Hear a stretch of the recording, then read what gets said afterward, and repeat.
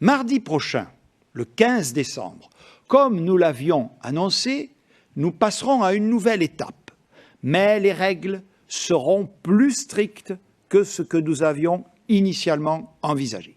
Première décision, les établissements recevant du public dont nous avions prévu la réouverture au 15 décembre resteront fermés 3 semaines de plus. Les conditions posées pour leur réouverture ne sont hélas pas réunies. Il s'agit principalement des cinémas, des théâtres, des salles de spectacle, des musées, mais aussi de l'accueil du public dans les enceintes sportives, dans les cirques, les parcs zoologiques ou encore les salles de jeux et les casinos. Cela signifie également que les règles posées récemment pour les lieux de culte ne seront pas revues à la hausse.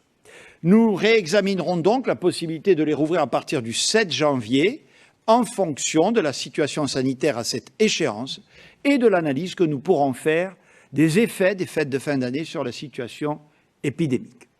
Nous maintenons par ailleurs l'échéance du 20 janvier pour les autres établissements et activités fermés.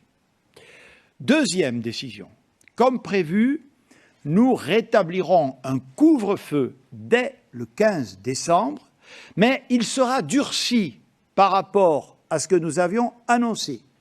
D'une part, il débutera dès 20 h et non à 21 h. D'autre part, il sera strictement contrôlé avec des possibilités de dérogation limitées. Monsieur le ministre de l'Intérieur y reviendra. Troisième décision. Ce couvre-feu concernera aussi, contrairement à ce que nous avions envisagé initialement, le réveillon du 31 décembre. Ce réveillon est en effet un moment traditionnellement festif. Nous l'apprécions d'ailleurs pour cela. Mais il concentre tous les ingrédients d'un rebond épidémique. Si la circulation avait continué à se réduire fortement, nous aurions pu assumer ce risque. Mais ce n'est pas le cas. Nous devons être raisonnables, respecter la règle du couvre-feu, rester chez soi, donc le 31 décembre, et suivre la recommandation d'un maximum de 6 adultes. La même logique aurait probablement commandé de faire la même chose pour Noël. Mais Noël occupe une place à part dans nos vies et nos traditions. C'est un moment de rassemblement familial où peuvent se retrouver toutes les générations, enfants, parents, grands-parents, un moment où se forgent les premiers grands souvenirs des plus petits.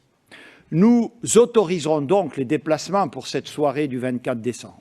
Mais en vous rappelant la règle que je vous ai indiquée la semaine dernière, pas plus de 6 adultes à la fois. J'ajoute une autre recommandation, si vous deviez retrouver au cours des prochaines semaines, soit pour Noël, soit d'ailleurs pour un autre jour, une personne âgée ou vulnérable au coronavirus, limitez vos interactions au cours des 5 jours précédents, restez le plus possible chez vous. L'ensemble de ces mesures nous permettent de maintenir la possibilité de se déplacer sur tout le territoire à partir du 15 décembre.